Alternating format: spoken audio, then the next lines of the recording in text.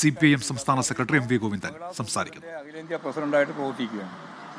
സ്വാഭാവികമായിട്ടും അവിടെ സമ്മേളനത്തിൻ്റെ ഭാഗമായിട്ട് വന്നപ്പോൾ അഖിലേന്ത്യാ കേന്ദ്രത്തിൽ പ്രവർത്തിക്കുന്ന പ്രത്യേകിച്ച് ഒരു വനിത എന്ന നിലയിൽ അവർക്ക് പ്രത്യേക പരിഗണനയോടുകൂടി എക്സഷൻ കൊടുത്തു. അങ്ങനെ സെൻട്രൽ കമ്മിറ്റിയിൽ എടുത്തു. അപ്പോൾ സെൻട്രൽ കമ്മിറ്റിയിൽ എടുക്കുന്നത് കേരളത്തിലെ സംഘടനാ പ്രവർത്തനം നടത്താൻ വേണ്ടിയിട്ടല്ല, അവിടെ അഖിലേന്ത്യാ അടിസ്ഥാനത്തിലുള്ള സംഘടനാ പ്രവർത്തനത്തിന് വേണ്ടിയിട്ടാണ്. സ്വാഭാവികമായിട്ട് അതിലൂന്നി സംഘടനാ പ്രവർത്തനം നടത്തി മുമ്പോട്ടേക്ക് പോവുക എന്നുള്ളതാണ് പാർട്ടി ഉദ്ദേശിക്കുന്നത്. അത്രയേ ഉള്ളൂ കാര്യം. ആ കാറ്റഗറിയിൽ പിന്നെ ആരാളുള്ളത്? കെ ബാലൻ ആ കാറ്റഗറിയില്ല. ശരി. കെ ബാലൻ ഒഴിവാക്കിയിരിക്കുകയാണ്.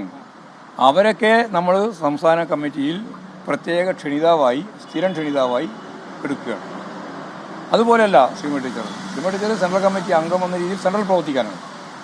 അപ്പോൾ സെൻട്രൽ പ്രവർത്തിക്കുക എന്നുള്ള നിലപാടാണ് സ്വീകരിക്കുക.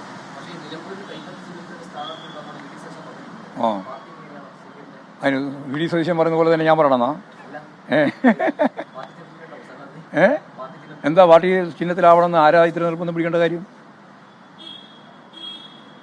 നിങ്ങൾക്ക് എന്തിനാ അത്ര വലിയ നിർബന്ധം? ഞങ്ങൾ സ്ഥാനാർത്ഥിയെ നിർത്തും അടുത്ത വർഷം നേരത്തെ മുന്നണി, എന്നിട്ട് ജയിക്കുകയും ചെയ്യും. പോരെ?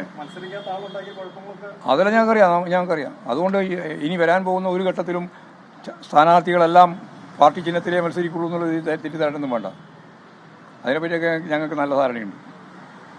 അതുകൊണ്ട് പാർട്ടി ചിഹ്നത്തിൽ മത്സരിക്കുകയോ ഇല്ലയോ എന്നുള്ളതല്ല, ഇടതുപക്ഷ ജനാധിപത്യ മുന്നണി മത്സരിക്കുക മാത്രമല്ല ജയിക്കുകയും ചെയ്യും. പോരെ?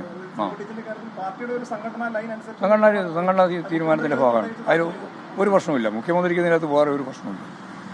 അവർ കേന്ദ്രീകരിച്ച് പ്രവർത്തിക്കേണ്ടത് ഡൽഹിയിലാണ്. ഡൽഹി എന്ന് പറഞ്ഞാൽ അഖിലേന്ത്യാ അടിസ്ഥാനത്തിലാണ്. അതിൻ്റെ ഭാഗമായിട്ട് ഇവിടെ സംസ്ഥാന കമ്മിറ്റിക്കൊക്കെ വരുമ്പോൾ സംസ്ഥാന കമ്മിറ്റിയിലൊക്കെ പങ്കെടുക്കാം. ശരി.